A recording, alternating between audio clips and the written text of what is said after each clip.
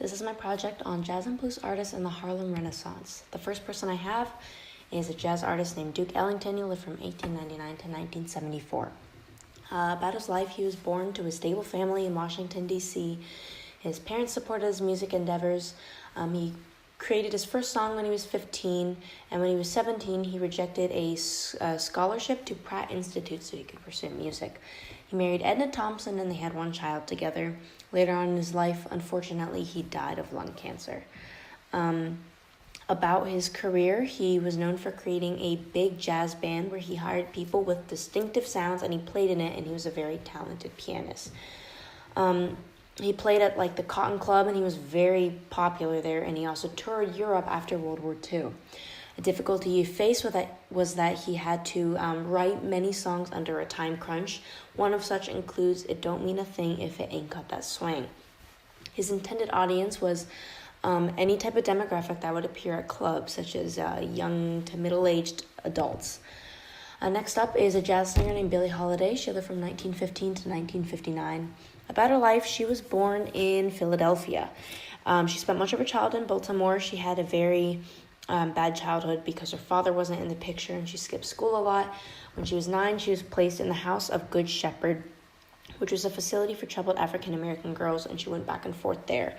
Music was her solace, and she started singing in clubs till she was eventually discovered by the producer John Hammond.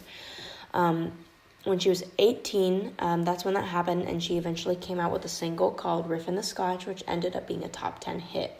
Another success she had was singing an anti-lynching song called Strange Fruit, which sold 1 million copies. A difficulty in her career was that she struggled with alcohol and drug abuse. The people she dated, she would often end up picking up their bad habits, such as smoking opium.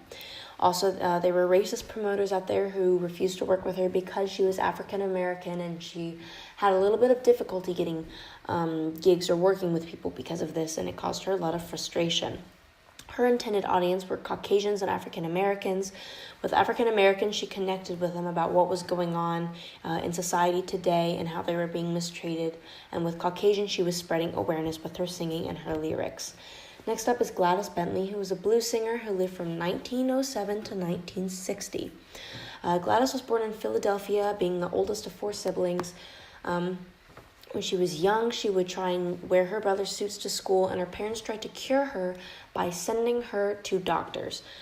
She ran away to New York when she was 16. She was openly lesbian, and she openly cross-dressed, and she was known for having a deep alto voice. Later on in her life, she died of the flu, and she was about 52. Among her successes, she performed at many clubs, such as the Cotton Club and the Apollo. Between 1928 and 1929, she released 8 singles, and she also ran a weekly radio program for a while, which made her very popular. A difficulty she faced was after the repeal of Prohibition, public tolerance of gay people waned significantly, and it was a little bit harder for her to get gigs. Her intended audience was the gay community and any type of demographic that would show up at nightclubs. The dance moves that she and her dancers would make were often very sexual, and that appealed to the audiences she had. Next up is Bessie Smith, who was a blues singer known as the Empress of Blues. She lived from 1894 to 1937.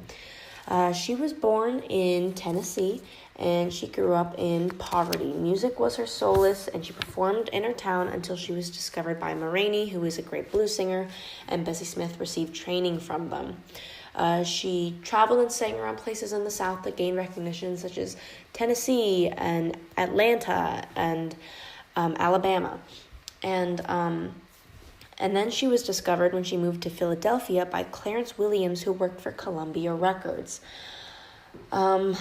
Among her big successes were one of the first recordings she released was a song called Downhearted Blues, which sold 2 million copies, and she recorded about 160 songs in all, and she made a lot of profits from it. A difficulty she faced was she abused alcohol, and her particular style of singing lost some popularity with the new times, and that discouraged her, and it was hard for her to keep her career going. Her intended audience was African Americans and Caucasians, and she was known for her very expressive voice. Finally, there is Adelaide Hall. She was a jazz singer who lived from 1901 to 1993. She was born in Brooklyn, New York, and she was supposed to be in a duo with her sister, Evelyn, until she died in an influenza epidemic in 1918. She married a man named Bertram Errol Hicks, who ended up being her business manager.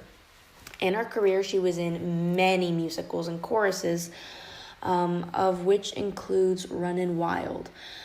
She also toured Europe, and that's where she met Duke Ellington, and they had a very professional relationship, and she recorded Creole Love Call with him. She became very well known for her scatting, and a difficulty she faced was racism. She moved with her husband into an all-white community in New York. They didn't like her, they tried to get her evicted, and eventually a mysterious fire broke out in her apartment. Out of fear, she moved with her husband to Paris, where she became an overnight sensation. She became very popular in Europe, especially Britain, and she was invited to star in an abundance of musicals. So her career took off even more in Europe than it did in America, and her intended audience was African Americans and Caucasians, with her deep singing and in the places that she performed.